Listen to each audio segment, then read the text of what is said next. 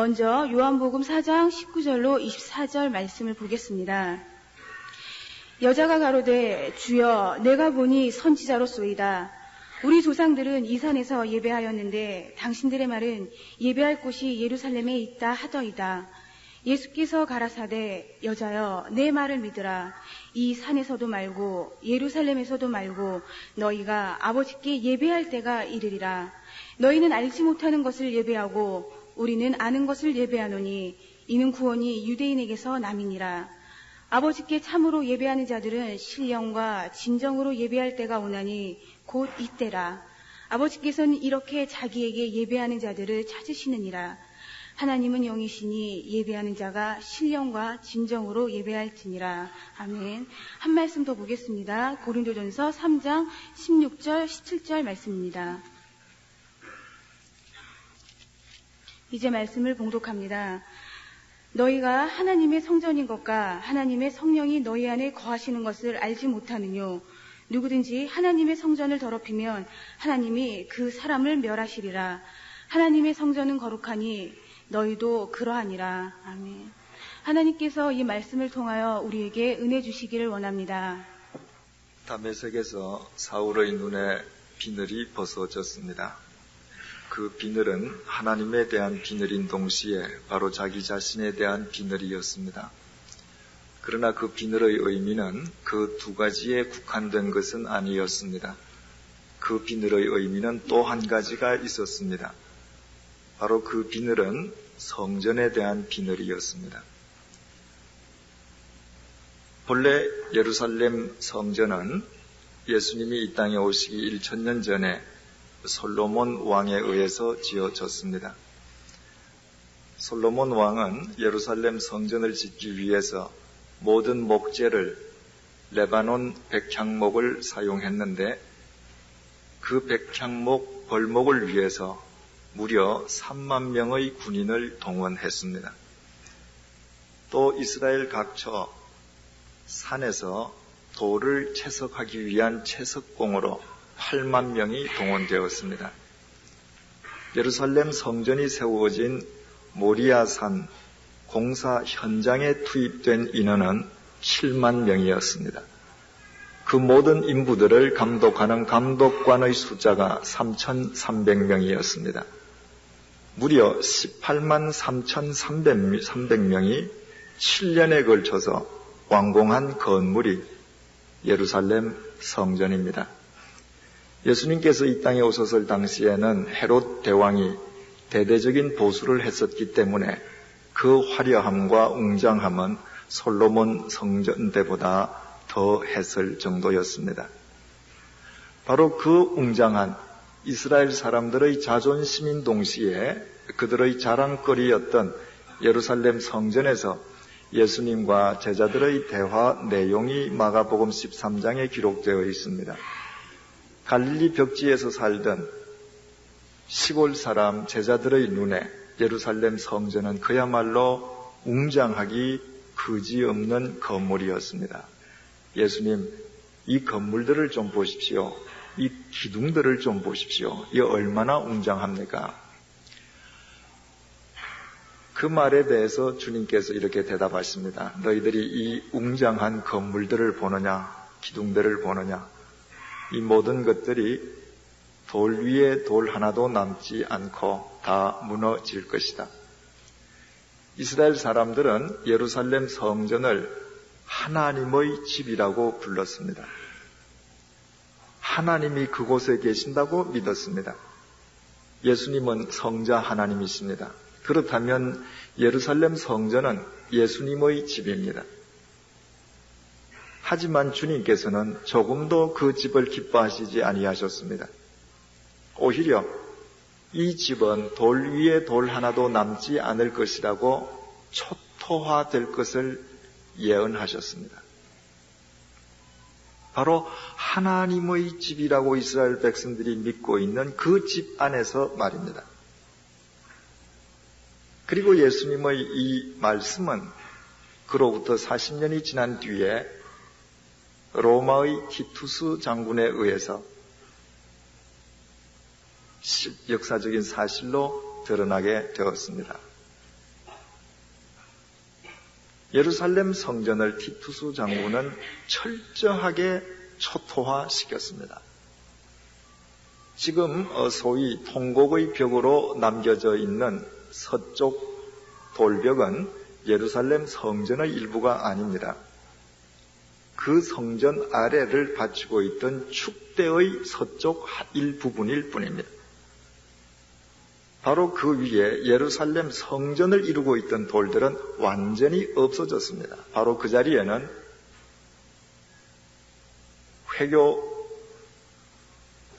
회교도들이 자신들을 중요한 성전으로 생각하는 황금 사원이 자리를 잡고 있습니다. 티투스 장군은 그 예루살렘 성전을 초토화시킨 뒤에 예루살렘에 살고 있던 약 7만 명에 달하는 사람들을 전쟁 포로로 로마로 끌고 갔습니다. 그리고 그들을 동원해서 만든 것이 오늘날 로마가 전 세계적으로 자랑하는 그 유명한 콜로세움 원형 경기장입니다. 그리고 원형 경기장을 지었던 바로 그 예루살렘 노예들을 동원해서 티투스 장군은 황제가 된 뒤에 자신을 위한 개선문을 그 원형 경기장 옆에 다시 세웁니다. 주께서 말씀하십니다. 하나님의 허락이 없이는 참새 한 마리도 떨어지지 않는다고 말씀하십니다. 그런데 예루살렘 성전이 초토화되었다면 하나님의 허락 없이는 있을 수가 없습니다. 왜 예루살렘 사람들이 그처럼 자랑으로 여기던 하나님의 집을 정작 하나님께서 초토화시키셨는가? 예루살렘 성전의 역사를 보면 그 해답을 얻게 됩니다. 본래 예루살렘 성전을 건축하려고 했던 사람은 다윗이었습니다. 그 다윗의 뜻을 아신 하나님께서 다윗에게 하신 말씀을 사무엘하 7장 6절로 7절이 이렇게 밝히고 있습니다. 표준 세번역입니다. 그러나 나는 이스라엘 자손을 이집트에서 데리고 올라온 날부터 오늘에 이르기까지 어떤 집에서도 살지 않고 오직 장막이나 성막에 있으면서 옮겨 다니며 지냈다. 내가 이스라엘 온 자손과 함께 옮겨 다닌 모든 곳에서 내가 나의 백성 이스라엘을 돌아보라고 명한 이스라엘 그 어느 지파에게도 나에게 백향목 집을 지어주지 않은 것을 두고 말한 적이 있느냐? 하나님의 이 말씀 중에서 중요한 동사는 옮겨 다녔다는 동사입니다. 하나님께서 두 번을 반복하셨습니다. 성전을 짓기 전에 이스라엘 백성들은 장막을 메고 다니면서 어느 곳에 머물든지 그 장막을 세우고 그곳에서 하나님께 제사를 드렸습니다. 그 장막이야말로 이스라엘 백성들과 함께 동행하시는, 옮겨 다니시는, 이스라엘 백성들과 현존하시는 현존자 하나님의 상징이었습니다. 그러므로 하나님께서는 나는 너희들과 함께 옮겨 다니는 현존자 여호와이므로 붙박이 성전은 필요 없다고 거절하셨습니다. 다윗의 아들인 솔로몬이 예루살렘에 붙박이 성전을 건축했습니다. 그 성전은 옮겨 다니는 성전이 아닙니다. 그리고 그 성전이 완공된 뒤에 하나님께 성전 봉헌식을 올리면서 솔로몬이 하나님께 드렸던 기도의 내용을 열왕기상 8장 27절이 이렇게 밝히고 있습니다. 하나님이 참으로 땅에 거하시리이까 하늘과 하늘들의 하늘이라도 주를 용납지 못하겠거든 하물며 내가 건축한 이 전이 오리이까. 솔로몬은 분명히 알고 성전을 지었습니다. 무소부재하신 하나님, 하늘의 하늘이라도 하나님을 온전히 수용할 수 없는 그 하나님이 자신이 건축한 예루살렘 붙박이 성전 안에 갇혀 계실 분이 아니심을 그는 분명히 알고 성전을 지었습니다. 그 사실을 알면서도 솔로몬이 하나님 아버지를 위한 성전을 지었던 것은 하나님께서는 그곳에만 갇혀 계시는 분이라고 잘못 생각했기 때문이 아니라 이스라엘 백성들이 예루살렘 성전이라는 특정 공간에서 하나님께 드리는 제사 행위를 통해서 그들이 예루살렘 성전 밖에서 하나님과 동행하는 자들이 되기를 바랬기 때문입니다. 그래서 솔로몬은 예루살렘 성전 봉헌식이 다 끝난 뒤에 그 자리에 모여있던 이스라엘 백성들을 향해서 이렇게 권면을 했습니다. 열왕기상 8장 61절입니다. 그런즉 너희 마음을 우리 하나님 여호와와 화합하여 완전케 하여 오늘날과 같이 그 법도를 행하여 그 계명을 지킬지어다. 바로 지금부터 여러분들은 하나님과 동행하는 사람들이 되십시오. 이 예루살렘 성전에서 드려지는 모든 의식을 통해서 여러분들은 하나님과 완전 화합하는 자가 되십시오. 이렇게 권면을 했습니다. 이것이 솔로몬이 예루살렘 성전을 건축했던 참된 의미였습니다. 그로부터 400년이 지났습니다. 예레미야 선지자 시대에 하나님께서 예레미야 선지자를 통해서 친히 이렇게 말씀하셨습니다. 예레미야 7장 4절입니다. 너희는 이것이 여호와의 전이라 여호와의 전이라 여호와의 전이라 하는 거짓말을 믿지 말라. 사람들은 그 전을 가리켜서 여호와의 전이라고 불렀습니다. 하나님께서는 그것은 새빨간 거짓말이다. 믿지 말라 말씀하셨습니다. 이유가 무엇이겠습니까? 예루살렘 성전 자체가 이미 그들에게 우상이 되어 있었습니다. 세월이 흘러가면서 그들은 무소부재하신 여호와 하나님을 예루살렘 성전 안에 가두어 놓고 있었습니다. 하나님은 그곳에만 계신 것입니다. 그러므로 하나님이 계신다고 그들이 믿었던 성전 안에서 그들의 삶과 상대적으로 하나님이 계시지 않는 것으로 여겼던 성전 밖에서의 삶이 일치될 수가 없었습니다. 성직자에서부터 모든 교인에 이르기까지 한결같이 하나님 보시기에 그들은 외식하는 자들이었습니다. 그 성전이야말로 강도의 구렬이었습니다. 그 집이야말로 하나님께 나아가는 데에 걸림돌이 될 뿐이었습니다. 그 성전이야말로 무소부재하신 하나님을 왜곡하는 인간의 우상에 지나지 않았습니다.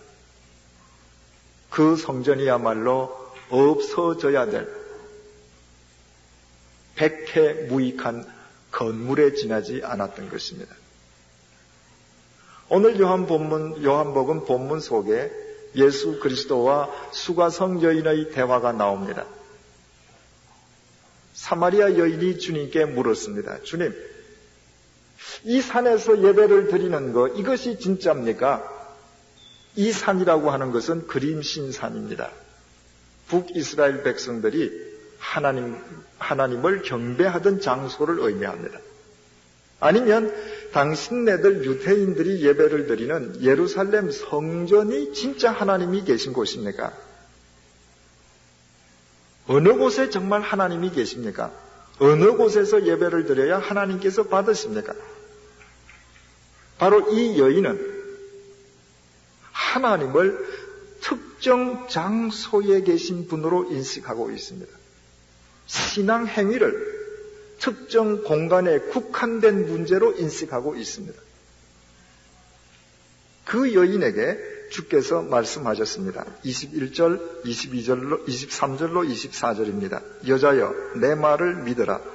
이 산에서도 말고 예루살렘에서도 말고 너희가 아버지께 예배할 때가 이르리라. 아버지께 참으로 예배하는 자들은 신령과 진정으로 예배할 때가 오나니 곧 이때라. 아버지께서는 이렇게 자기에게 예배하는 자들을 찾으시니라. 하나님은 영이시니 예배하는 자가 신령과 진정으로 예배할지니라. 주님께서는 분명히 대답하십니다. 이 산도 아니고 예루살렘 성전도 아니다. 믿음은 특정 공간의 문제가 아니다. 믿음은 네 중심의 문제이다. 네 중심이 신령과 진정으로 하나님을 향해 있으면 네가 어느 곳에 있든 바로 그곳에 하나님께서 계시고 네가 어느 곳에 있든 그곳이 성전이고 그곳에서 드리는 예배가 살아있는 예배가 된다는 것입니다. 주님의 이 말씀은 예수님께서 이 땅에 오셔서 새로이 인간들에게 일깨워 주신 혁명적인 발상이 전혀 아니었습니다. 이것은 창세기부터 계속 내려온 일관된 하나님의 메시지입니다. 야곱이 자신의 형 에서를 속였습니다. 그래서 자신을 죽이려는 에서의 칼날을 피해서 하란으로 도망을 갑니다. 도망을 가다가 벌판에서 돌 베개를 베고 잠을 자다가 야곱은 하나님을 만나게 됩니다. 그리고 그가 깨어나서 한 고백을 창세기 28장 16절로 19절이 이렇게 증거합니다. 야곱이 잠이 깨어 가로되 여호와께서 과연 여기 계시거늘 내가 알지 못하였도다. 하나님이 나와 함께 하심을 나는 모르고 있었구나 이 말입니다. 이에 두려워하여 가로되 두렵도다 이곳이여 다른 것이 아니라 이는 하나님의 전이요 이는 하늘의 문이로다 하고 야곱이 아침에 일찍이 일어나 베개하였던 돌을 가져 기둥으로 세우고 그 위에 기름을 붓고 그곳 이름을 벳엘이라 했더라. 바로 야곱은 그 순간에 고백했습니다. 이곳이 하나님의 전이구나. 벳엘이구나. 하나님의 집이구나. 거기에는 건물이 없습니다. 강대상도 없습니다. 그러나 하나님이 계시면 하나님을 모신 곳이 성전이요 그곳이 베델이구나. 특정 장소의 문제가 아니라 내 속에 하나님을 모셨느냐의 문제이구나. 이미 창세기부터 하나님께서는 우리에게 일깨워주고 계십니다. 바로 이 모든 사실을 사도 바울은 잘 정리해서 오늘 고린도서 본문을 통해서 이렇게 우리에게 말하고 있습니다. 너희가 하나님의 성전인 것과 하나님의 성령이 너희 안에 거하시는 것을 알지 못하느뇨.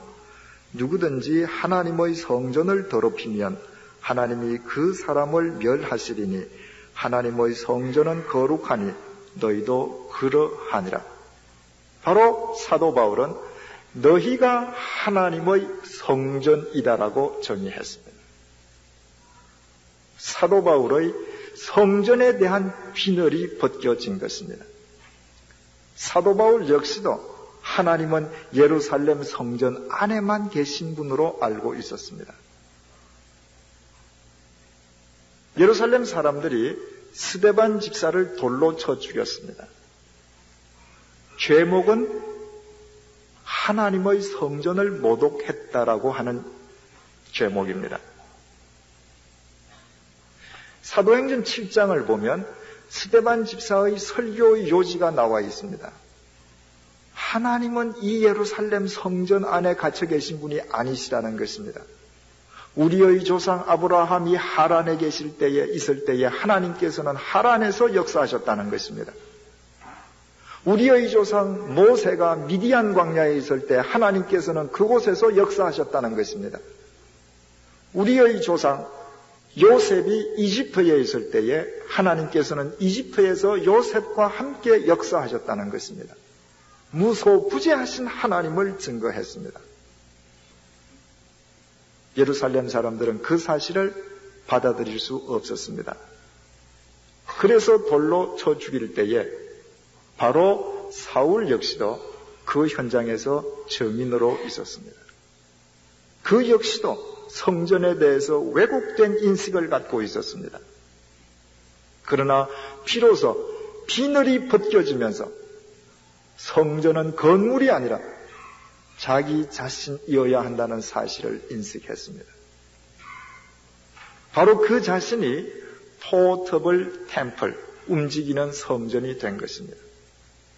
마치 옛날 이스라엘 백성들이 움직이는 장막을 메고 어디든지 무소부재하신 하나님과 함께 동행하듯이 사울은 예루살렘 특정 공간에서만 하나님을 만나는 것이 아니라 그 자신이 움직이는 성전이 되어서 하나님과 동행하는 하나님의 도구가 되었습니다. 그리고 그때로부터 그는 진정한 섬김과 봉사의 사람이 될 수 있었습니다. 그 자신이 성전된 사울을 통해서 하나님께서 친히 역사하실 수 있었기 때문입니다. 그리스도인이 된다고 하는 것, 목회자가 된다라고 하는 것은 우리 각자 개개인이 움직이는 성전이 되는 것을 의미합니다. 예배를 드리기 위해서 기능적인 집이 필요합니다.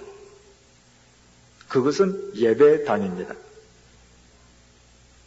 하나님의 성전은 더 이상 건물이 아니라 바로 우리 자신들이어야 합니다. 여러분들이 잘 아시다시피 유럽은 하늘을 찌를 듯한 성당들이 곳곳에 즐비하게 세워져 있습니다. 그러나 이미 더 이상 그리스도인들은 흔치 않습니다. 모든 집들은 텅텅 비어 있습니다. 그 이유가 무엇이겠습니까? 2000년 동안 캐톨릭은 벽돌로 된 성전만을 짓는데 혈안 모든 정력을 다 쏟느라 사람을 성전으로 일구는데 실패했습니다. 그래서 집들은 남았는데 정작 있어야 할 성전된 사람을 상실하고 마른 것입니다. 우리나라에 복음이 들어온 지 100년이 되었습니다. 100년 동안 많은 곳에 예배당이 세워졌습니다. 그것은 꼭 필요했던 과정이었습니다. 예배를 드릴 수 있는 장소가 있어야 사람들을 불러 모으고 훈련시킬 수 있습니다.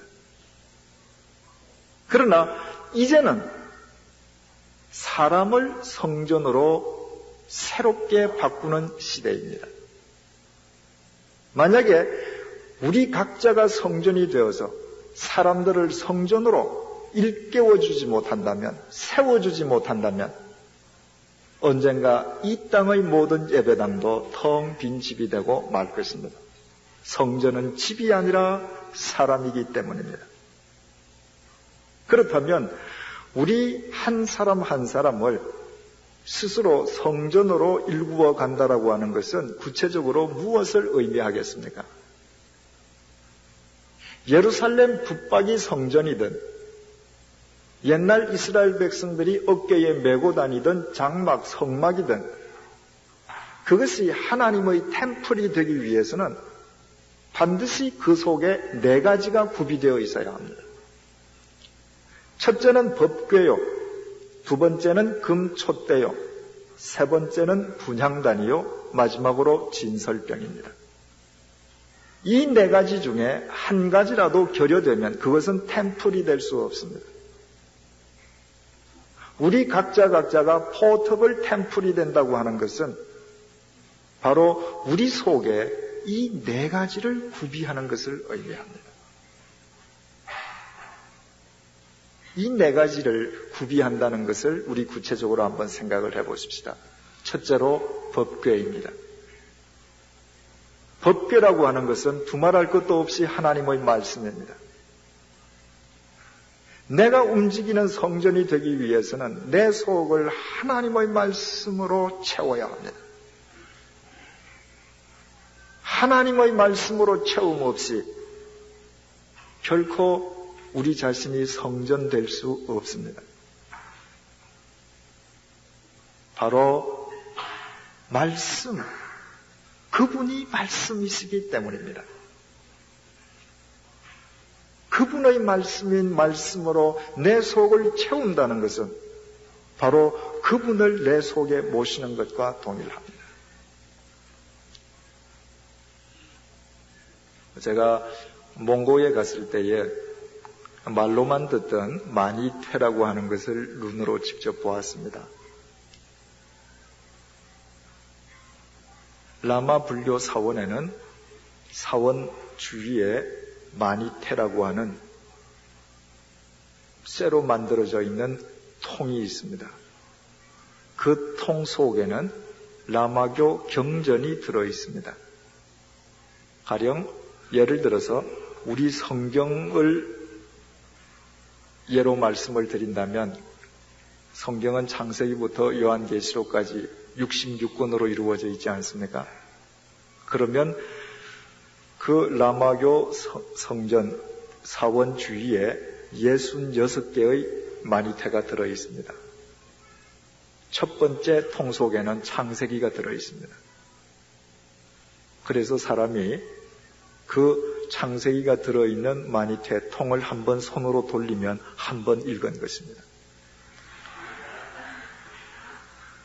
그래서 라마교 불교 신자들은 일단 사원을 찾으면 들어가고 나올 때에 계속 사원을 돌면서 통을 돌립니다. 창세기 한 번 읽었고 출애굽기 읽었고 민수기 읽었고 한 바퀴 돌면 성경 일독한 것입니다. 그래서 열심히 있는 사람들은 수십 바퀴를 돌고 깡통을 돌린 뒤에 오늘 나 수십독 했다고 자랑하고 갑니다. 여러분, 라마 불교 신자는 누가 진짜 라마 불교 신자이겠습니까? 경전에 쓰여 있는 말씀을 알고 그 경전 말씀을 지키는 자가 라마교 신자입니다. 그런데 그 말씀을 읽지도 아니하고 손으로 깡통을 돌리고 읽었다라고 한다면 그런 상황 속에서 라마교 성직자가 경전을 읽을 필요가 있겠습니까? 깡통을 돌리는 성직자나 교인이 참된 라마교 신자가 될 수 있습니까? 불가능합니다. 문제는 이와 같은 이야기가 남의 이야기만은 아니라는 데에 문제가 있습니다. 85년도에 제가 신대원 1학년 때입니다. 당시에 우리 학교에서 목사 계속 교육 프로그램이 있었습니다. 아마 지금도 있는 것으로 압니다. 그래서 그 목사 계속 교육 프로그램에서 강의를 하시는 교수님께 제가 부탁을 드려서 그 프로그램에 참여하신 목사님들께 앙케이트를 돌려본 적이 있습니다. 첫 번째 질문은 목사님은 하루에 성경을 얼마나 읽었습니까? 응답하신 분은 62명이십니다. 1시간 이상을 읽는다고 표를 하신 분은 한 분이었습니다. 10분에서 30분을 읽는다고 표를 하신 분은 한 분입니다.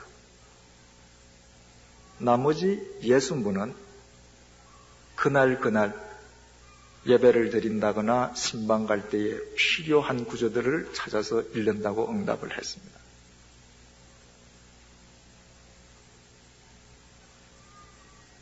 여러분, 저는 그렇게 응답하신 분들의 사정을 이해할 수 있습니다. 자, 새벽 기도회 하죠. 주일 난 예배 설교하죠. 찬양 예배 설교하죠. 수요 예배 설교하죠. 구역 성경 공부 설교하죠. 신방 다녀야죠. 아이 돌날 생일날 가야죠. 환갑잔치에 가야죠. 결혼식 주례해야죠. 조그만 교회에 단독 목회하시는 목사님일 경우에 그 버거운 스케줄 속에서 정말 지금 신방 가고 필요한 성경 구절들 찾아서 오늘 무슨 말씀을 전할까 읽는 것만도 벅찰 것입니다.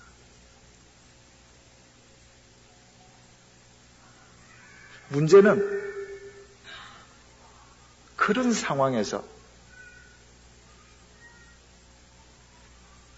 정말 예수 그리스도께서 원하시는 바른 그리스도의 종이 될 수 있겠는가 하는 것입니다.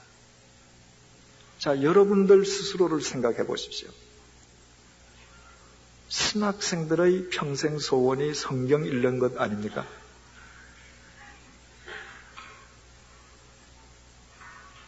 페이퍼 써야지요. 여러 가지 신학 책들 봐야지요. 교회 가서 봉사해야지요. 지금 현재와 같이 여러분들께서 하나님의 말씀과 거리가 있는 삶을 살아간다면 신학교를 졸업한 뒤에 목회의 현장에서 여러분들이 여러분의 심령으로 말씀을 채워간다는 보장이 어디에 있겠습니까? 저는 그 앙케이트를 돌린 뒤에 분석해서 살피고 나서 제가 3년 동안 신대원 생활을 어떻게 할 것인가 제 나름대로 정리를 했습니다. 첫째로 신대원 3년 동안은 공부하는 방법을 터득한다. 목사는 평생을 공부해야 되지 않습니까? 따라서 3년 동안 교수님들로부터 어떤 공부를 어떻게 하면 되는지 방법을 터득한다. 저는 지금도 제가 만났던 우리 장신대 교수님들께 깊이 감사를 드립니다. 3년 동안 교수님들을 통해서 정말 혼자 목회자가 평생 어떻게 공부해야 될지 그 방법을 배웠던 것을 지금도 감사드립니다. 두 번째로는 신대원 3년 동안에 말씀과 기도를 생활화하는 체질을 기른다. 내가 만약 이 신대원 3년 동안에 이것을 체질화시키지 못한다면 졸업한 뒤에 이렇게 응답하신 60분의 목사님들처럼 나도 될 수밖에 없지 않겠는가. 여러분들께서 신학교 학생으로서 주어진 학업에도 충실하면서 매일매일 일정한 성경 읽는 체질을 기르고 기도하는 체질을 기르기 위해서는 어떻게 해야 합니까? 잠을 절다는 수밖에 없습니다.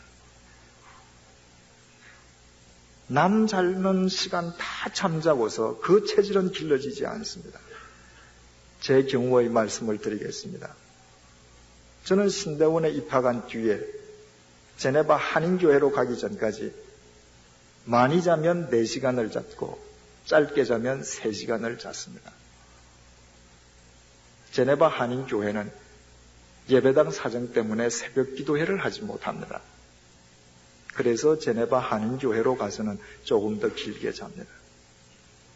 신대원 때부터 잠을 줄이면서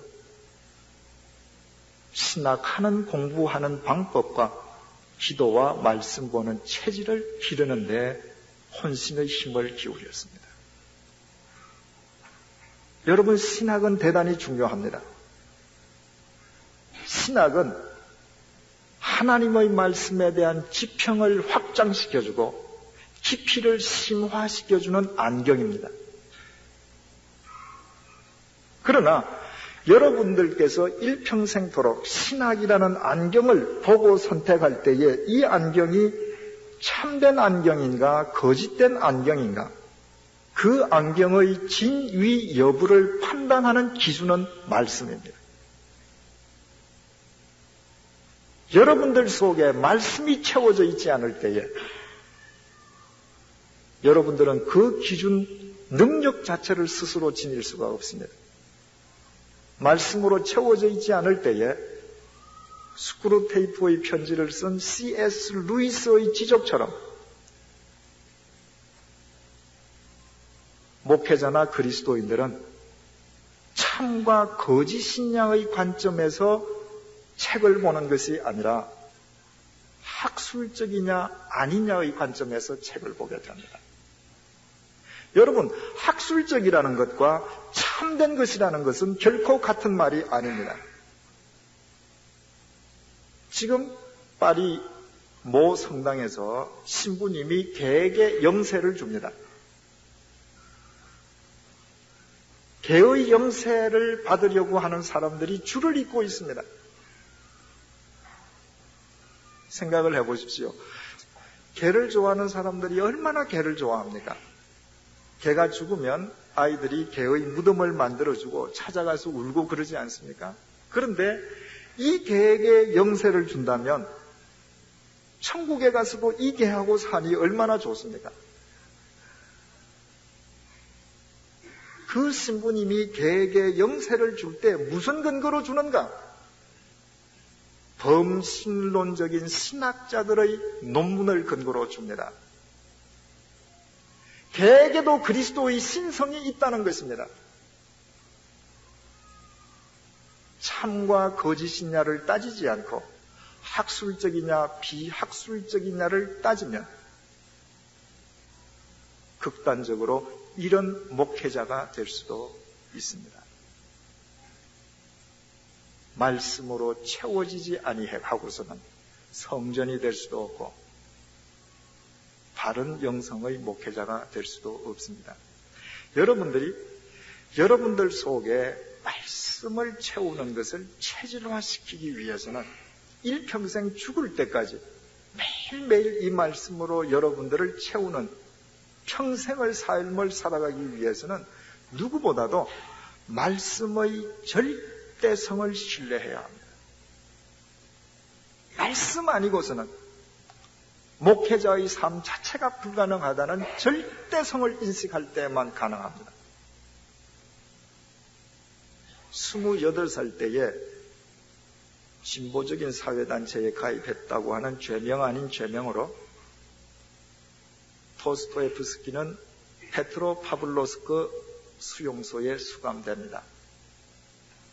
그리고 8개월 만에 사형 집행을 언도받았습니다. 사형 집행장으로 끌려갔습니다. 사형 집행관이 사형을 집행하기 직전에 마지막 유언을 남길 것을 청했습니다. 생각을 해보십시오. 28살의 나이에 이제 총에 맞아 죽는데 무슨 말을 남기겠습니까? 토스토예프스키가 그저 망연자실하게 고개를 쳐들었는데 바로 그 순간에 사형 집행장 건너편에 있는 그리스 정교회 첨탑 위에 있는 십자가에 비춰진 빛이 반사되어서 토스토예프스키의 눈을 부시게 만들었습니다. 그 십자가를 보면서 더 이상 할 말이 없어서 서 있는데 황제의 특사가 도착을 했습니다. 사형 중지입니다. 만약에 몇 초만 총살이 빨랐더라도 그는 존재하지 않습니다. 그 이후에 그는 시베리아 유배 생활을 수년 동안 했습니다. 시베리아로 가는 도중에 그는 성경을 만납니다. 그리고 유배 생활 내내 하나님의 말씀으로 자신을 채웠습니다. 그리고 그는 이렇게 고백을 했습니다. 만약 누군가가 아무도 이 일을 제기할 수 없도록 성경이 거짓임을 내게 증명한다 할지라도 나는 사람의 참말보다 그가 거짓말이라는 하나님의 말씀을 빌겠노라. 말씀의 절대성입니다. 그 말씀의 절대성 위에서 죄와 벌은 쓰여졌습니다. 그 말씀의 절대성 위에서 카라마조프의 형제는 쓰여졌습니다. 그래서 목사 1000명의 설교를 합쳐도 토스토예프스키의 설교를 감당하지 못합니다. 말씀의 절대성 위에서 쓰여졌기에 죄와 벌은 카라마조프의 형제는 그 어떤 설교 위대한 설교로 남는 것입니다. 하나님의 말씀을 채우는 것으로부터 우리는 움직이는 성전이 시작될 수 있습니다. 두 번째가 금촛대입니다. 옛날 성막이던 예루살렘 성전 속에는 이 세상의 어둠을 물리치는 빛이신 하나님을 상징하는 금촛대가 있었습니다. 바로 거기의 등에는 늘 불이 밝혀져 있습니다. 신약 시대에 있어서 성전 속의 금촛대란 바로 성령의 조명을 의미합니다. 내가 성전이 되기 위해서는 내 심령이 성령님의 조명 속에 거해야 합니다. 아무리 하나님의 말씀이 주어진다 할지라도 성령의 조명이 아니고는 하나님의 말씀이 하나님의 말씀으로 받아들여지지 않는다고 깔뱅이 얘기를 했습니다. 하나님의 말씀과 성령님의 조명은 불가분의 관계에 있습니다. 그리스도께서 요한복음 14장 26절을 통해서 이렇게 말씀하셨습니다. 보혜사 곧 아버지께서 내 이름으로 보내실 성령 그가 너희에게 모든 것을 가르치시고 내가 너희에게 말한 모든 것을 생각나게 하시리라. 바로 그분의 조명 속에 있을 때에만 말씀의 깊이와 넓이를, 참된 의미를 터득해가게 되는 것입니다. 내가 성전이 되기 위해서는 내 심령이 성령의 조명 아래, 우리가 흔히 쓰는 용어로 말을 한다면 성령 충만한 삶을 추구해야 합니다. 오늘날 많은 사람들이 성령 충만에 대해서 그릇된 인식을 갖고 있습니다. 성령님을 강조할 때에 많은 사람들이 사도행전을 통해서 성령님을 이야기합니다. 사도행전은 성령행전입니다. 틀림없습니다. 그러나 그것은 성령님께서 역사하신 결과를 보여주는 책입니다. 성령님이 어떤 분이신가를 바르게 알기 위해서는 반드시 요한복음을 보아야 합니다. 성령님이 어떤 분이신지 예수님께서 친히 설명하신 책은 요한복음밖에 없습니다. 만약에 어떤 사람이 운전면허를 따기 위해서 교습 책을 보지 아니하고 조교로부터 강의를 듣지 아니하고 사람이 악셀레이터를 밟으면 핸들만 잡으면 자동차가 가는구나, 결과만을 흉내내려고 하면 필히 사고를 일으키게 됩니다. 왜 악셀레이터를 밟아야 하는가? 핸들은 어떻게 틀어야 하는가?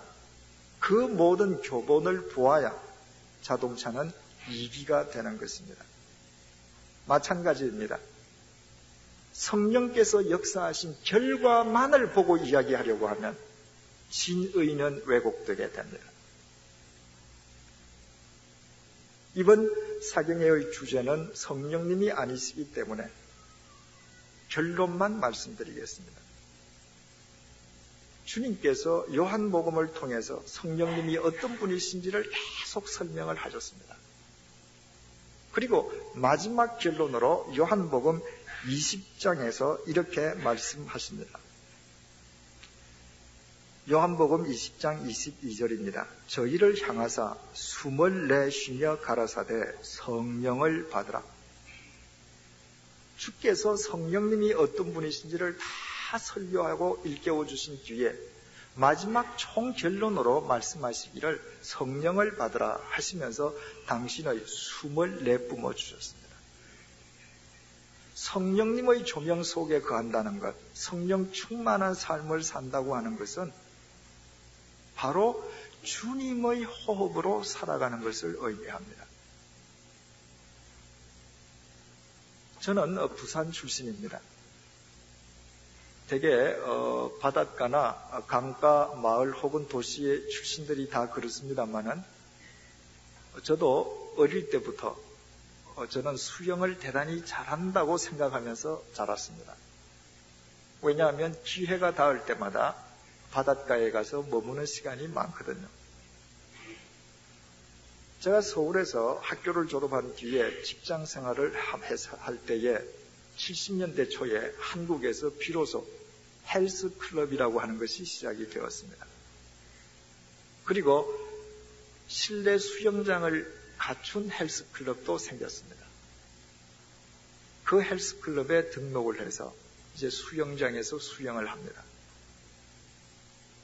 수영장에서 이해할 수 없는 사실을 발견하게 되었습니다. 25m짜리 실내 수영장에서 한 번을 왔다 가면 저는 호흡이 가빠서 반드시 멈추어서 심호흡을 하고 다시 해야 합니다.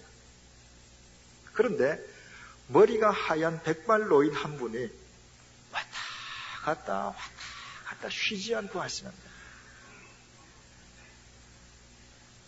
그분을 흉내내려고 몇 번을 했지만 되지 않습니다. 그제서야 제가 알았습니다. 아, 나는 수영을 못하는구나 아직까지. 그래서 조교에게 돈을 내고 수영을 처음부터 배웠습니다. 그리고 알았습니다. 수영의 비결은 호흡에 있다는 사실을 말입니다. 호흡을 하지 못하면 수영을 할 수가 없습니다. 그 뒤에 헬스클럽에서 계속 운동을 하면서 모든 것이 호흡이라는 사실을 알았습니다. 역시 호흡입니다. 골프 호흡입니다. 정구 호흡입니다. 승마 호흡입니다. 그 이후에 스포츠만 호흡과 관련이 있는 것이 아니라 모든 것이 실은 호흡이라는 사실을 알았습니다. 여러분, 대중소설을 읽는 호흡으로는 절대로 철학서적을 읽을 수가 없습니다. 대중가요를 부르는 호흡으로는 명곡을 부를 수 없습니다. 평지를 걸어다니는 얕은 호흡으로는 설악산을 오르기가 어렵습니다. 우리 예배를 드리기 전에 찬양과 경배를 하지 않습니까? 주로 복음성가를 부르지 않습니까? 복음성가도 참 유익합니다. 우리의 심령을 뜨겁게 해줍니다. 그러나 복음성가만 부르는 얕은 호흡으로는 내 영혼의 깊은 데서 울려나는 맑은 가락을 찾아내지 못합니다. 더 깊은 호흡이 있어야 합니다. 성령님의 조명 아래 살아간다라고 하는 것은 예수 그리스도의 깊은 호흡으로 살아가는 삶을 의미합니다. 한번 여러분들 생각을 해보십시오.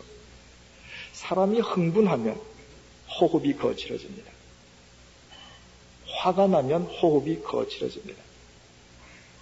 자기를 다스리지 못하는 사람일수록 금방 호흡이 거칠어집니다. 예수 그리스도께서 무고하게 십자가에 못 박혀 돌아가십니다. 로마 군인이 못을 칩니다. 그때 주께서 말씀하셨습니다. 주여, 저들의 죄를 용서해 주십시오. 만약 그때 예수 그리스도께서 얕은 호흡의 소유자였다면, 당신의 호흡을 상실했더라면 결코 그 말씀을 못하셨을 것입니다. 자기에게 위해를 가하는 자에게 용서를 선포할 수 있었다고 하는 것은 그 순간 주님께서는 당신의 호흡을 상실치 않았음을 의미합니다. 내가 성전이 된다고 하는 것은 바로 예수 그리스도의 그 깊은 호흡으로 살아가는 것을 의미합니다. 그 깊은 호흡의 뿌리는 두말할 것도 없이 말씀입니다. 성령님의 조명 아래서 말씀 속으로 깊이 뿌리 내리고 있을 때에 우리는 깊은 호흡의 소유자로 살아가게 됩니다. 나의 감정이 폭받쳐 오를 때에 정오가 속에서 용트림할 때에 우리는 성령님의 조명 아래서 깊은 호흡으로 제어해갈 수가 있습니다.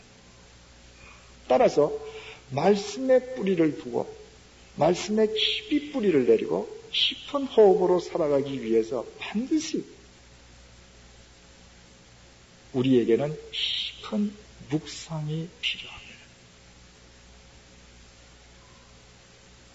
이것은 지금부터 말씀드릴 세 번째 항에서 더 깊이 말씀을 드리겠습니다. 성전이 되기 위해서 세 번째로 있어야 될 것은 분향단입니다. 이스라엘 백성들은 성전에서 향을 피워 올렸습니다. 향연은 올라갑니다. 향을 피워 올림으로 해서 자신의 마음을, 정성을 하나님께 올려 바친다고 생각을 했습니다. 신약 시대에 있어서 분향단의 의미를 요한계시록 5장 8절이 설명을 해주고 있습니다. 책을 취하심에 네 생물과 24장로들이 어린 양 앞에 엎드려 각각 검은 고와 향이 가득한 금 대접을 가졌으니 이 향은 성도의 기도들이라. 신약 시대에 있어서 향이란 기도라고 주께서 말씀하십니다. 기도가 하나님을 향해 올려드리는 향연이 됩니다. 이 기도가 얼마나 중요하면 요한계시록 5장 8절은 기도를 단수로 쓰지 않고 기도드리라 복수로 쓰고 있습니다. 기도가 우리의 삶의 체질이 되어야 됨을 의미합니다. 아까 제가 앙케이트에 대해서 말씀드린 바가 있었습니다. 그 앙케이트 두 번째 항목이 목사님께서는 하루에 얼마나 기도하십니까? 라는 항목입니다. 30분에서 1시간 이상, 30분에서 1시간 내로 기도하신다고 응답하신 분이 1명, 10분에서 30분 기도하신다고 응답하신 분이 1명. 그러니까 이 한 분 한 분은 아까 말씀 1년 시간과 동일한 분 같습니다. 5분에서 10분을 기도하신다고 응답하신 분이 12분, 5분 이내로 기도하신다고 응답하신 분이 나머지 48분이십니다. 똑같은 이유입니다. 아까 밝혀드렸죠. 여러분들이 신학교에서 기도하는 것을 체질화시키지 않고 목회 현장에 나가면 새벽 기도회부터 일주일 내내 쉬지 않고 뛰다 보면 이렇게 될 수밖에 없습니다. 5분 이내로 기도하신다고 응답하신 분들의 거의 모두는 새벽 기도를 인도한 뒤에 5분 정도 기도하게 된다고 응답을 하셨습니다.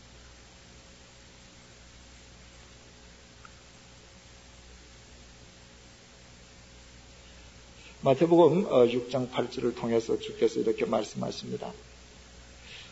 너희들은 기도할 때에 중언부언하지 마라. 이방인들은 말을 많이 해야 될 줄 알지 않네? 그러나 하늘에 계신 너희 하나님 아버지께서는 너희에게 있어야 될 것을 다 알고 계신다.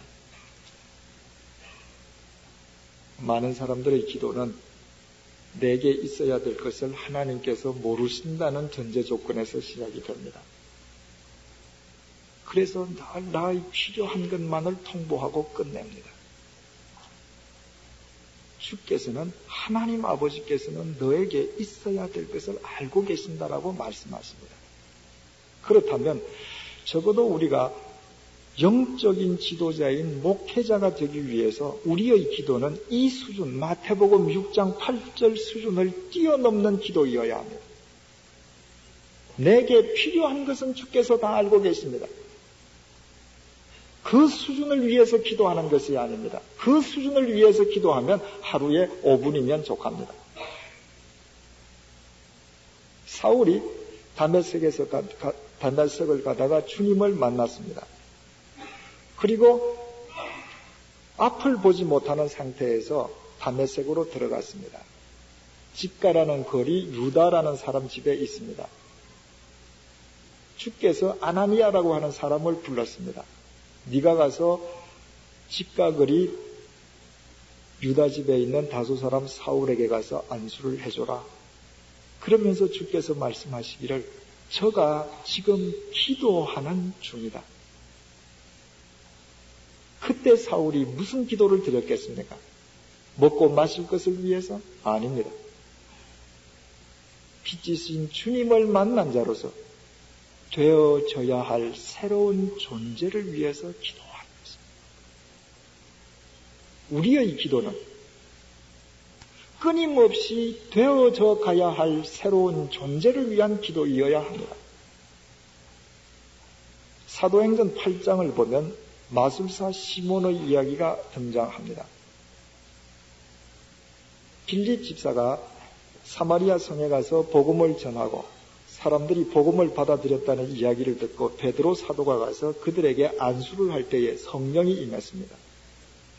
그 신비한 사실을 보게 된 마술사 시몬이 지갑을 열어서 돈을 주면서 자기에게도 그 능력을 가질 수 있도록 팔라고 권했습니다. 그때 베드로 사도가 이야기합니다. 네가 하나님의 선물을 돈을 주고 살 줄로 알았더냐? 네가 돈과 함께 망하리라.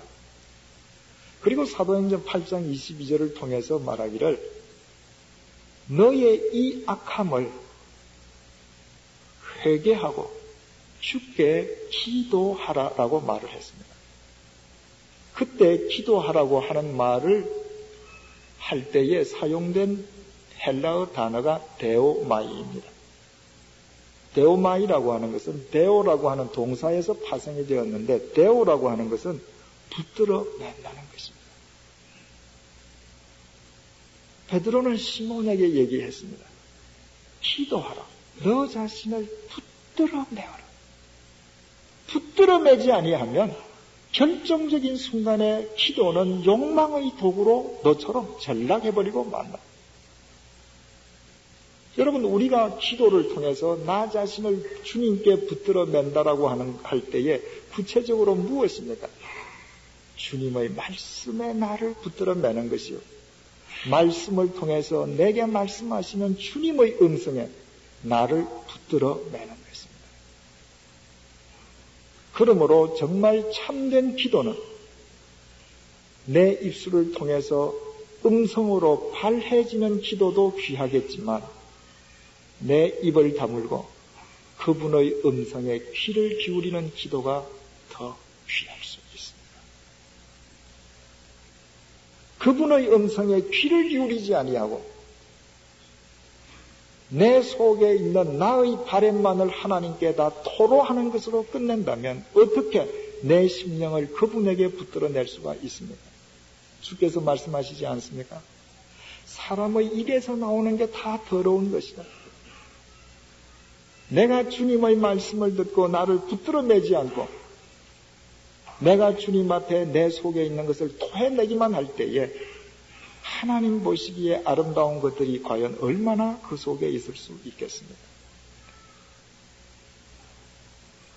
제 책 속에서도 그런 것을 언급했습니다마는 불교에 이판사판이라고 하는 것이 있습니다. 이판이라고 하는 것은 이치 이자에 판단할 판자, 이판승을 말합니다. 사판은 일사자, 사판승입니다. 조계종 총무원장에서부터 소위 불교의 행정을 다루는 모든 행정가들은 사판성입니다. 신문을 펼쳐놓고 강목 들고 싸우는 스님들 다 사판승들입니다. 아무리 사판승들이 싸워도 괜찮습니다. 불교에는 이판승들이 있습니다. 바로 오래전에 입적하신 성철 스님 같은 위대한 선사 이판승들이 있습니다. 끝에서 사판승들이 아무리 흙탕물을 튀겨도 이판승들이 불교의 본질을 지니고 있는 한 불교는 흔들리지 않습니다. 캐톨릭에도 이판사판이 있습니다. 교황을 비롯해서 추기경, 주교, 신부 밖으로 드러나서 행하시는 분들은 다 사판성들입니다. 불교 용어를 빌리면 사판성입니다. 수도원에 있는 수도사들 이판성입니다. 캐톨릭이 아무리 부패해도, 물론 캐톨릭 수도원들도 부패했던 적이 있습니다. 그러나 그 캐톨릭 내에서 깨어있는 이판성들이 주께서 말씀하신 진리의 본질을 지키고자 하는 이판성들이 있을 때에 캐톨릭은 존재합니다. 불교든 캐톨릭이든 이판의 특징은 침묵의 기도를 드릴 줄 안다는 것입니다. 그들은 듣습니다. 진리가 지금 말하는 소리를 듣습니다. 진리의 음성에 귀 기울입니다. 종교개혁 이후에 개신교에는 이판성이 없습니다. 왜 1500년 동안 있었던 이판을 개혁자들은 없애버렸는가? 제 나름대로 관심이 있어서 많은 문헌을 뒤졌지만 찾을 길이 없습니다. 저는 좋은 뜻으로 해석합니다. 이판성과 사판성은 따로 구별되는 것이 아니라 우리의 속에 동시에 존재해야 되는 것이기에 개혁자들은 구태여 이판성을 두지 않았을 것이다. 좋게 해석합니다. 그러나 종교개혁 500년이 지난 뒤에 이판성이 존재하지 않는 역사가 500년이 흐르면서 개신교 신자들에게서는 묵상의 기도가 사라졌습니다. 침묵의 기도가 없습니다. 모두 내 욕망의 소리를 주께 소리쳐 외치는 것만을 기도로 생각합니다. 깊은 묵상의 기도를 나누는 이 판승들이 볼 때에 개신교 성직자는, 개신교 교인은 속빈 깡통처럼 보이기가 쉽습니다. 내가 쏟아내어서는, 내 말을 쏟아내어서는 진리가 채워지지 않습니다. 입을 다물고 들을 때에 진리가 채워집니다. 서울법대에서 법을 전공한 뒤에 법을 전공하면서 한국 가야금에 심취해서 일평생을 국악에 바치시고 그를 통해서 한국 국악을 많은 세계 음악인들에게 알리게 되었던 분으로 황병기 선생이 계십니다. 황병기 선생이 쓴 책 중에 이런 내용이 들어있습니다. 1989년도인가 한국 정부가 에밀레종 타종을 그 해를 끝으로 중지시켰습니다. 종을 보호하기 위해서. 황병기 선생이 마지막 타종이기 때문에 에밀레종 소리를 듣기 위해서 경주로 내려갔습니다. 12월 31일 제야의 밤 종을 치는 겁니다. 마침 종을 타종하기 위해서 경주시장, 경주박물관장이 종각 위로 올라갔다가 보니까 제일 앞에 황병기 교수가 서 계십니다. 그분을 알아본 박물관장께서 황 교수님도 올라오십시오. 우리 같이 타종을 하십시다. 그래서 황 교수께서는 정말 영광스럽게 생각하고 종루로 올라갔습니다. 그리고 긴 나무를 잡고 밤 12시 정각에 땡 하고 한번 빌었습니다. 여러분들 TV 중계를 통해서 보셨겠습니다만 서울에서는 보신각을 타종하지 않습니까? 그때 한 번 타종한 뒤에 계속 33번을 치지 않습니다. 그 종의 여운이 완전히 사라진 다음에 또 한 번 치고 사라지면 또 한 번 치고. 그런데 여러분들이 아시다시피 에밀레 종은 세계에서 여운이 제일 깁니다. 그러니까 33번을 치려고 하면 수십 분이 소요됩니다. 한 번을 딱 쳤습니다. 두 번을 쳤습니다. 세 번을 쳤습니다. 그리고 황병기 선생이 내려와 버렸습니다. 종소리가 울릴 때마다 박물관 마당에 모여있는 그 수많은 시민들이 열광적인 환호성을 지르는데 그 소리 때문에 종소리를 들을 수 없는 겁니다.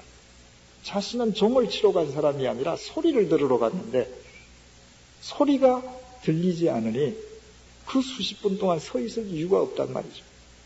내려왔습니다. 한 분이 황 교수님에게 물었습니다. 교수님 왜 내려오십니까? 이분이 얘기를 했습니다. 난 지금 종소리를 들으러 왔는데 사람들 함성 때문에 들을 수 없어서 그냥 가렵니다. 그분이 말하기를 교수님 바로 맞은편에 있는 반월성 언덕으로 올라가십시오. 그 언덕에 올라가면 들릴 겁니다. 황 교수께서 반신반의했습니다. 종 앞에서도 안 들리는 소리가 멀리 가서 들릴까? 그리고는 그분이 얘기하는 대로 반월성 중턱으로 올라갔습니다. 신비스럽게도 인간의 소리는 들리지 않고 인간의 함성을 뚫고 신비스러운 종소리가 자기의 귀를 때리는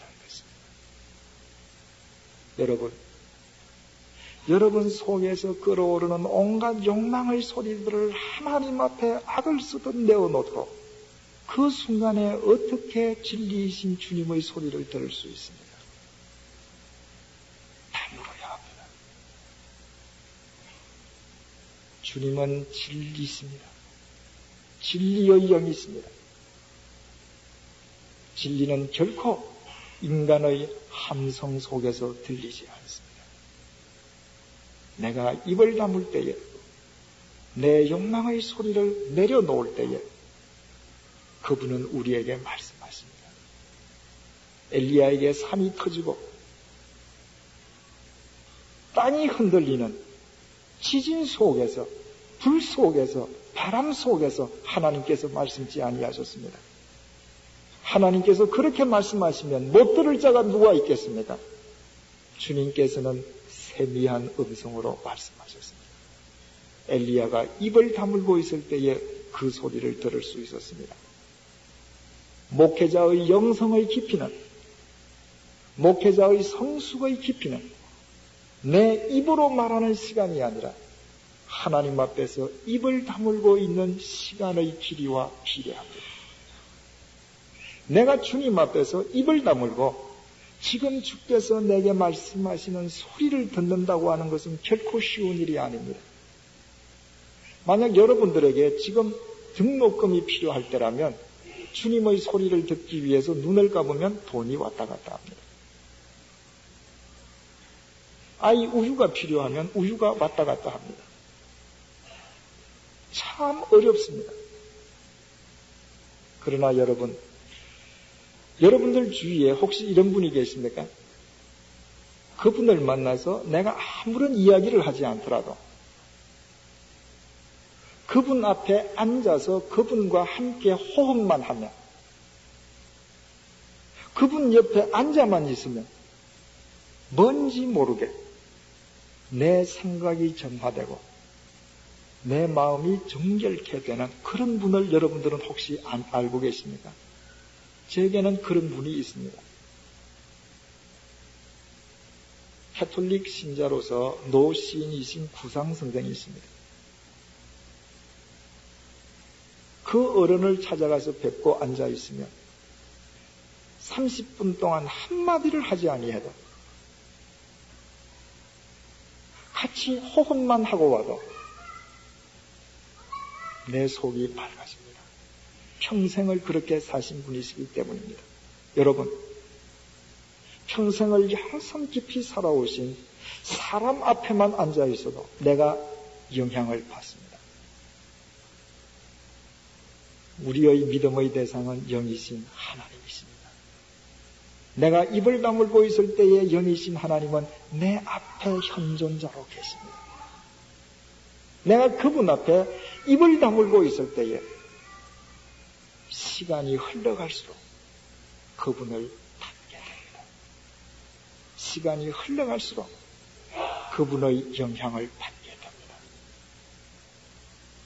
우리에게 기도 없이는 우리는 성전이 될 수 없습니다. 성전 속에 있어야 할 마지막 것은 진설병입니다. 옛날 이스라엘 사람들은 하나님께 바쳐드리는 떡으로 진설대 위에 떡을 진열해 두었습니다. 하나님께 바쳐드리는 떡이지만 그렇다고 해서 하나님께서 직접 그 떡을 드신 것은 아니었습니다. 제사장들이 그 떡을 먹었습니다. 구약시대의 사람들은 하나님과 제사장을 동일시했습니다. 그 전통은 아직까지도 남아 있습니다. 캐톨릭이든 개신교든 주의 종을 대접하는 것이 하나님을 대접하는 것으로 인식되고 있습니다. 캐톨릭에서는 감사 헌금은 신부님 개인에게 드립니다. 신부님과 하나님을 동일시합니다. 그런데 이것이 과연 성경 전체적인 의미에서 볼 때에 옳습니까? 율법사가 예수 그리스도에게 어떤 계명이 제일 크냐고 물을 때에 하나님을 사랑하는 것, 첫째. 둘째는 그와 같으니. 그러니까 둘째는 하위 개념이 아니라 첫째와 똑같다는 것입니다. 네 이웃을 사랑하는 것이다. 하나님 사랑과 사람 사랑을 동일시 하십니다. 마태복음 25장 40절에서는 내가 진실로 너희에게 이르노니 여기 내 형제 중에 지극히 작은 자 하나에게 한 것이 곧 내게 한 것이 가장 작은 자와 하나님께서는 당신을 동일시하고 계십니다. 그렇다면 내 마음속에 진설병을 구비한다라고 하는 것은 무엇을 의미하겠습니까? 정말 나와는 전혀 다른 사람, 전혀 수준이 안 맞는 사람, 많은 사람에 대한 공감을 내 마음속에 갖고 있는 것입니다. 많은 사람들을 수용할 수 있는 공감을 지닐 때에 우리는 비로소 성전이 될 수 있는 것입니다. 레위기 24장 5절 말씀을 보면 진설병을 놓는데 개수는 12개여야 된다고 되어 있습니다. 그리고 진설병 하나의 크기는 10분의 2에바이다 이렇게 하나님께서 정하셨습니다. 1에바는 21리터입니다. 그러므로 10분의 2에바는 4.4리터, 약 5배입니다. 떡 하나가 5배의 크기의 떡입니다. 그 떡을 12개를 비취해야 합니다. 60대입니다. 6날. 그렇다면 우리의 마음속에 진설병을 구비한다고 하는 것은 타인을 위해서 얼마나 넉넉한 마음을 품어야 되는 것이겠습니까? 여러분, 우리의 마음속에 타인을 위한 진설병을 구비하고 있지 아니할 때에 우리의 섬김과 봉사는 행하면 행할수록 분리주의로 희결되고 맙니다. 내 속에 진설병이 없는 섬김과 봉사는 내 마음에 드는 사람들끼리의 봉사와 섬김입니다. 그것은 끊임없는 분파를 낳습니다. 레위기는 제사 예배의 책입니다. 번제, 소제, 속죄제, 속건제, 그리고 마지막으로 화목제에 대해서 하나님께서 말씀하고 계십니다.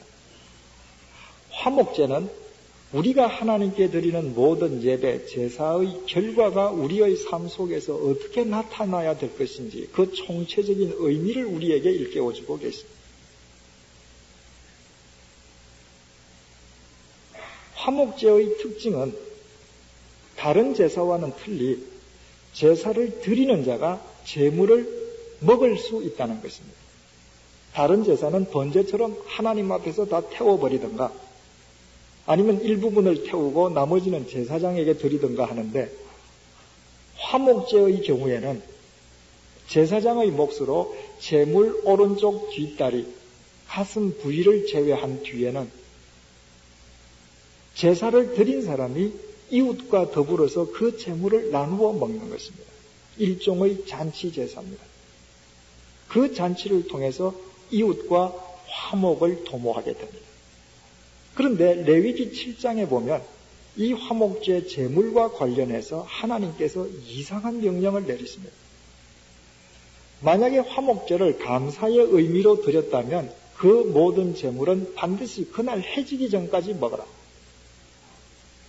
혹은 서원의 의미로 화목제를 드렸다면 그 다음 날 해지기 전까지 반드시 제물을 먹어라. 먹지 않으면, 이 기한을 어기면 그 제사는 무효다. 그리고 오히려 그 제사는 화의 근원이 된다. 왜 하나님께서 제물을 먹으라고 허락하셨음에도 불구하고 제물을 먹는 기한을 못 박았겠습니까? 일반적으로 소의 경우에 소 한 마리당 1200근에서 1500근의 살코기가 나온다고 합니다. 어떤 사람이 소를 제물로 삼아서 하나님께 화목제를 올렸다고 생각을 해보십시다. 제사장 목심 오른쪽 뒷다리, 가슴 부위를 뺀다 할지라도 무려 1000근에 해당하는 살코기를 늦어도 그 다음날 해지기 전까지는 먹어야 합니다. 그 당시는 냉장고나 냉동고가 없습니다. 빨리 먹지 않으면 안 됩니다. 무슨 의미이겠습니까? 내 마음에 드는 사람만 불러서는 절대로 먹지 못합니다. 내가 평소에 보기도 싫었던 사람, 같이 식탁에 앉는 것 자체를 꺼려했던 사람의 도움을 받지 아니하면, 그들을 불러서 함께 먹지 아니하면 그 제사는 무효입니다. 그래서 제사를 드린 사람은 자기가 싫어하던 자기와 다른 모든 사람들을 다 불러 모읍니다. 그리고 함께 먹습니다. 그리고 하나님 앞에서 깨닫습니다. 아, 이 형편없이 보이는 이 사람도 내 인생에서는 필요한 존재구나. 하나님과 화목한다고 하는 것은 이 사람과의 화목을 의미하는구나. 그 화목제를 통해서 그들은 마음속에 진설병을 구비하게 되는 것입니다.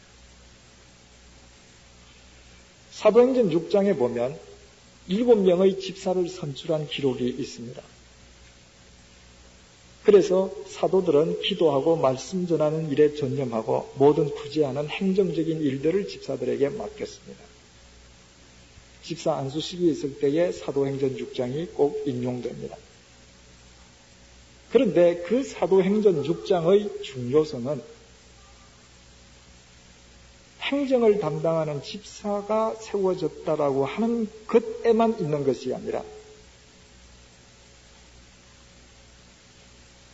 또 하나의 중요한 의미를 지니고 있습니다. 바로 선출된 7명의 집사가 한결같이 헬라파 유대인이었다고 하는 사실입니다. 당시 초대교회 속에는 히브리파 유대인들, 전통적으로 이스라엘 땅에서 태어나서 히브리 말만 하고 살아왔던 히브리파 유대인들과 오래전에 외국으로 떠나가서 외국말을, 헬라말을 모국어로 사용하다가 돌아온 헬라파 유대인들이 섞여 있었습니다.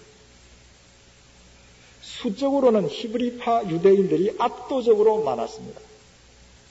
그런데 집사를 선출한 결과 초대교인들은 모든 표를 헬라파 유대인들에게 몰아주었습니다. 7명 전원이 헬라파 유대인으로 선출되었습니다. 그것은 하나님의 뜻이었고 또 한편으로는 초대교회의 위대성이기도 했습니다. 자기와 같은 파들에게 표를 던진 것이 아니라 헬라파 유대인에게 표를 몰아준 것입니다. 왜 헬라파 유대인인가? 헬라파 유대인들은 태어날 때부터 자신들과 다른 외국인들 속에서 살았습니다. 자신들과 다른 사람들을 수용하는 것이 전혀 어렵지 않았습니다. 히브리파 유대인들은 전통적으로 이스라엘 내에서만 살았기 때문에 이방인들을 다 짐승처럼 여기던 사람들입니다. 나와 다른 사람을 수용하지를 못했습니다. 사도행전 6장에서 헬라파 유대인 집사가 선출된 뒤에 사도행전 7장에는 그 헬라파 유대인인 스데반 집사의 위대한 설교가 나옵니다. 아까 말씀드렸듯이 하나님은 예루살렘 성전 안에만 계신 분이 아니라 무소부재하신 하나님을 설교합니다. 사도행전 8장에 가면 바로 헬라파 유대인인 빌립 집사가 사마리아 성에 가서 복음을 증거하는 것이 나옵니다. 에디오피아 여왕 간다게의 내시에게, 이방인에게도 처음 복음을 전한 사람은 바로 헬라파 유대인 빌립 집사입니다. 사도행전 9장으로 넘어가면 헬라파 유대인의 거두인 사울의 회심이 일어납니다. 그리고 사도행전의 카메라 초점은 헬라파 유대인으로 넘어갑니다. 바로 나와 다른 사람을 수용할 수 없었던 히브리파 유대인들은 땅끝까지 이르러 주님의 증인이 되는 데에 역할을 감당할 수가 없었습니다. 헬라파 유대인들이라고 해서 다 남을 수용하는 것은 아니었습니다. 해외에 살면서도 히브리파 유대인들보다도 더 폐쇄적인 사고방식을 갖고 있는 사람들도 얼마든지 있었습니다. 그러나 그들 중에서 하나님께서는 자신과 다른 사람들을 수용할 줄 아는 자들을 통하여 당신의 역사를 이루셨습니다. 하나님의 역사는 만인을 위한 역사이기 때문입니다. 그래서 사도 바울은 그 사실을 깨닫고 난 뒤에 로마서 1장 14절을 통해서 이렇게 고백합니다. 헬라인에게나 야만이나 지혜 있는 자나 어리석은 자에게 다 내가 빚진 자다. 이미 사도 바울의 마음속에는 야만인을 수용하는 진설병도 있고 이방인도 수용하는 진설병도 있고 유식한 엘리트들을 수용하는 진설병도 있고 무식한 사람을 수용하는 진설병도 있었던 것입니다. 뿐만 아니라 로마서 9장 1절로 3절을 통해서 이렇게 고백합니다. 내가 그리스도 안에서 참말을 하고 거짓말을 아니하노라. 내게 큰 근심이 있는 것과 마음에 그치지 않는 고통이 있는 것을 내 양심이 성령 안에서 나로 더불어 증거하노니 나의 형제 곧 고륙의 친척을 위하여 내 자신이 저주를 받아 그리스도에게서 끊어질지라도 원하는 바로라. 저는 이스라엘 사람이라. 자신을 배신자로 여기고 죽이려고 하는 유대인들이지만 저들이 혹 구원받는 길이 있고 그 길이 내가 저주받는 길이라면 나는 그 길을 택하겠다. 사도 바울의 마음속에는 근 60대 가량의 진설병이 준비되어 있는 것입니다. 이와 같은 사도 바울을 통하여 세계의 역사가 바뀌어진 것은 너무나 당연합니다. 바로 그와 같은 사도 바울을 통해서 하나님께서 역사하실 수 있었던 까닭입니다. 오늘날 서구 신학이 공허한 이념을 쫓으면서 교회로부터 교인들을 몰아내었습니다. 적지 않은 피해를 입혔습니다. 그럼에도 불구하고 서구 신학이 인류에게 끼친 위대한 공헌들이 있습니다. 그 공헌은 인간의 발견입니다. 흑인도 인간이라는 것을 신학이 발견했습니다. 노예도 사랑해야 할 형제라는 것을 신학이 발견했습니다. 여자도 열등한 존재가 아니라 역할만 틀릴 뿐 남성과 똑같은 존재임을 신학이 찾아내었습니다. 한센시병 환자들도 장애인도 저주받은 자가 아니라 사랑해야 할 내 형제임을 서구 신학이 찾아내었습니다. 이것은 불교 신학에서는 절대로 불가능합니다. 힌두교 신학에서도 불가능합니다.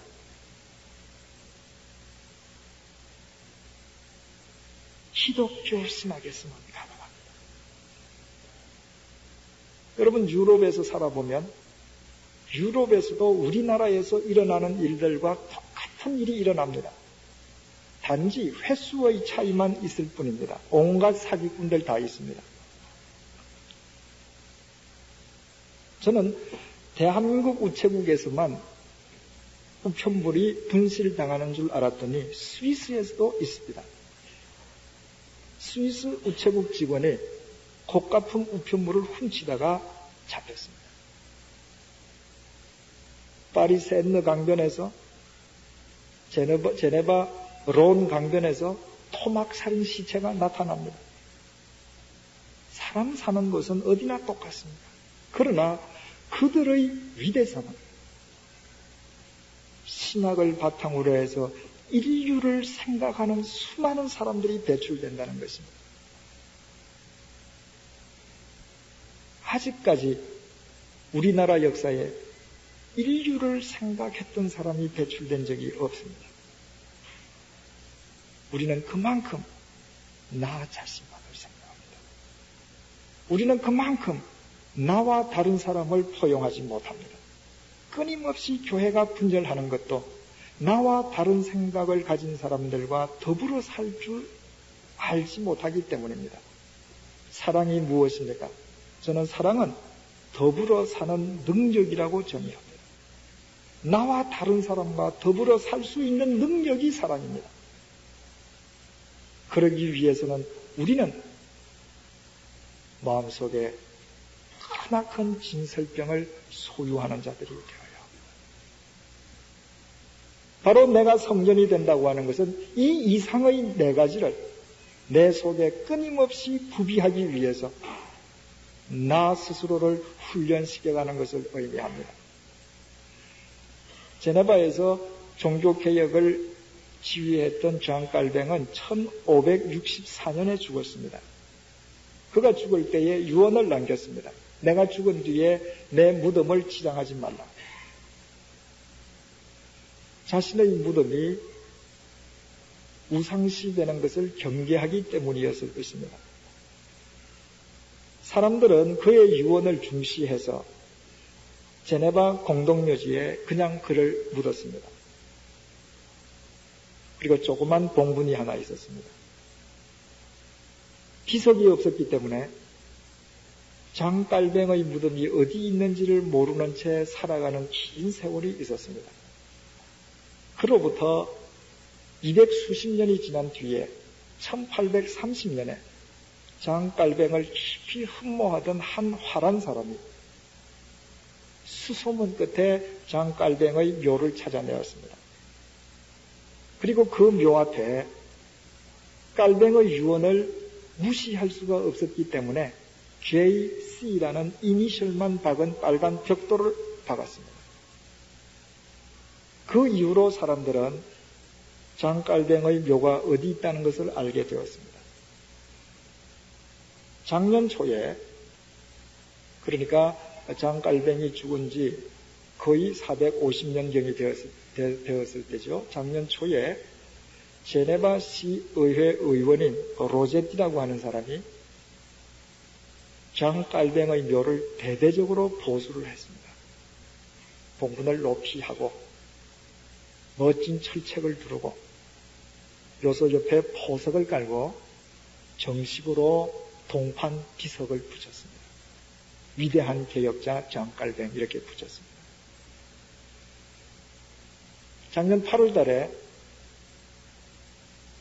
샤블러 조르지라고 하는 제네바 시민이 로제티를 형사 고발을 했습니다. 장깔뱅의 유언을 무시하고 비석을 세우고 묘소를 치장한 저 로제티에게 벌금을 물리고 무덤을 원상 복구케 하라는 고발이었습니다. 형사 고발을 접수한 제네바 주 정부의 검찰총장은 개인의 유언이 과연 형사 처벌의 대상이 될 수 있는지 연구를 해봐야 되겠다. 그 뒤에 아직 보도가 없는 것으로 봐서 판결이 아직 안 났나 봅니다. 중요한 것은 그리스도인들 한 사람 한 사람이 성전이 되지 못하면 우리가 행하는 모든 일이란 이처럼 공허한 것이 됩니다.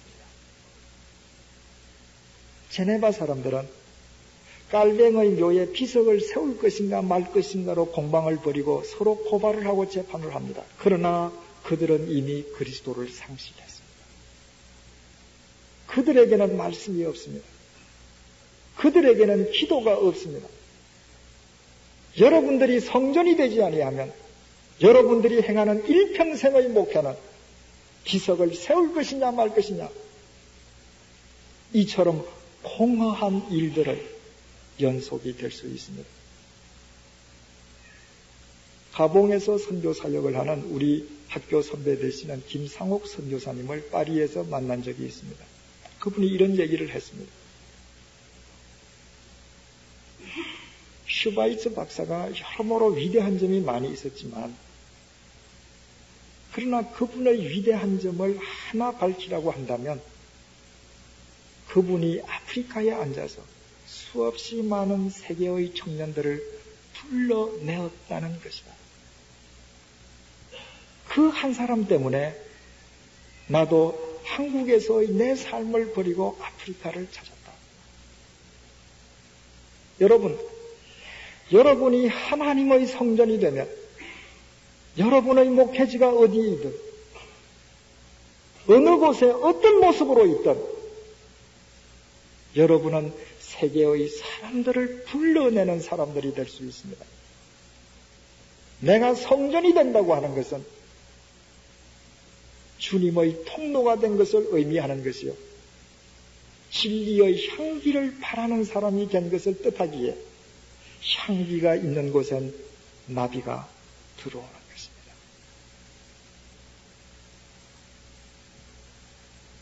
여러분이 목회자로서 여러분들 자신을 성전으로 일구는가 아닌가는 엄청난 차이를 초래합니다. 여러분들이 이 시간 이후로 여러분들 자신을 성전으로 일구어 간다면 여러분들은 이 땅의 섬김과 봉사의 정인이 되어 새로운 역사를 일구는, 수없이 많은 사람을 어둠에서 빛으로 불러내는, 비양심의 세계에서 양심의 세계로 불러내는 하나님의 도구가 될 것입니다. 그러나 여러분들이 성전되지 못한 채에 목회자가 된다면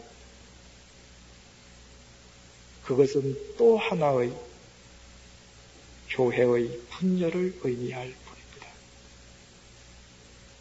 기도드리시겠습니다.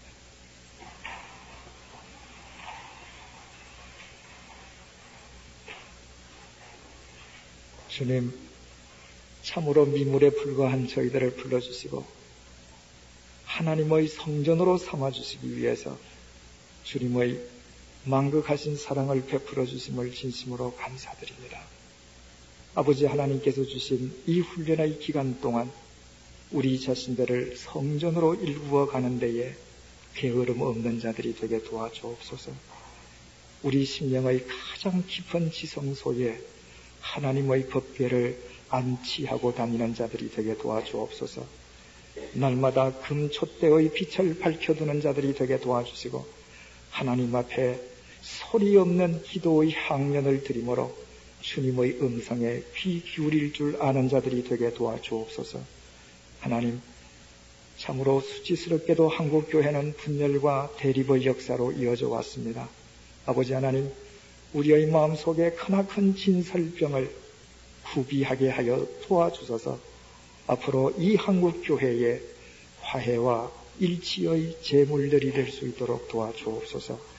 우리 모두 주님 앞에서 성전되게 하여 주소서.